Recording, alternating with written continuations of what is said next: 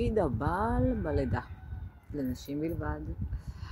התפקיד הראשון של בעל לקידום לידה הכוונה, אחד הוא צריך המון המון המון להצחיק אותה, להיות זורם כמו המים, לא להתקע איתה איפה שהיא נתקעת, להיות גל עובר וגל חדש.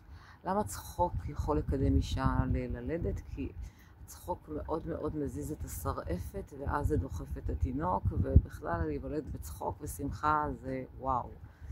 דבר השני, אם הוא כבר מדבר, אז רק דברים טובים, או לקחת כזה מקלות של ארטיקים, לעשות כמו שלטים כזה, להדביק, ולהכין איזה 10-15 כזה בלידה ולהוציא, את מדהימה, את טובה, את יפה, אין כמוך.